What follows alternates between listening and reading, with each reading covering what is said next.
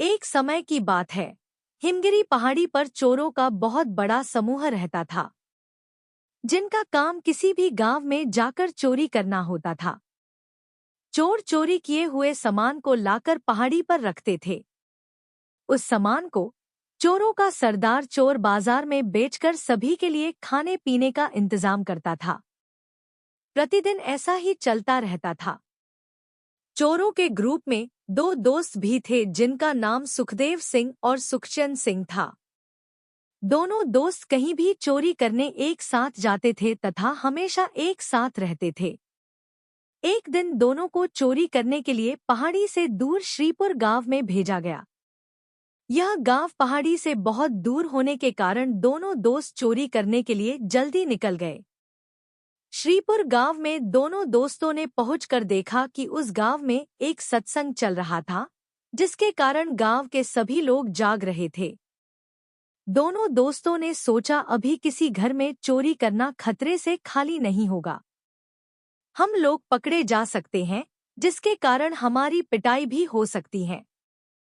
सुखदेव और सुखचंद कुछ देर वहीं बैठकर सत्संग सुनने लगे, जहां पर उनको बहुत अच्छी बातें सुनने को मिली और दोनों चोरों को बहुत अच्छा भी लगा। सत्संग आधी रात को खत्म हो गया। सभी लोग अपने अपने घर चले गए। दोनों दोस्त भी चोरी करने के लिए घर की तलाश में लग गए। उन दोनों को एक ऐसा घर दिखाई दिया जहां पर सभी लोग सो गए थे और उस घर में घुसने के लिए उनको एक आसान रास्ता भी मिल गया था। दोनों दोस्त जल्दी से उस घर में घुस गए और बहुत सारा सामान इकट्ठा करके बांध लिया। अब दोनों दोस्त उस घर से निकल रहे थे, तभी सुखदेव को रसोई घर दिखा जहां पर अच्छे पकवान बना के रखे हुए थे। दोनों दोस्त बहुत भूखे थे, जिसके कारण रसोई घर में जाकर पेट भरकर खाना खा लिया। अब सुखदेव ने कहा, चलो सामान जल्दी उठाओ, यहाँ से निकलते हैं। लेकिन सुखचंद ने बोला, जो हमने खाना खाया था उसमें नमक भी था। आज के सत्संग में बाबाजी बोल रहे थे कि हम जिसका नमक खाते हैं उसके साथ नमक हरामी नहीं करनी चाहिए। दोनों दोस्तों ने हाँ में हाँ भरी और चोरी किया हुआ गट्ठर उसी घर में छोड़कर हिमगिरी पहाड़ी के लिए चले गए। दोनों दोस्तों को खाली हाथ देख सरदार ने कारण जानना चाहा।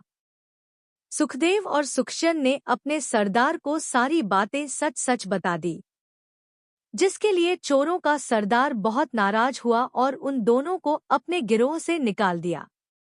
अब दोनों दोस्त बहुत परेशान हो गए और सोचने लगे कि हमें अब खाने पीने को कहाँ से मिलेगा। सुखदेव ने बोला, घबराओ मत, जो भी होगा अच्छा होगा। दोनों दोस्त फिर से उसी गांव में गए और उन्हीं बाबाजी से मिलकर सारी बातें सच सच बता दिए।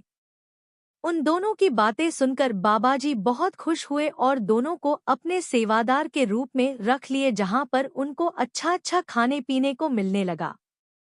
इस तरह से दोनों दोस्तों ने सच्चाई का दामन थाम लिया और अपना पूरा जीवन भक्ति में लगा दिया।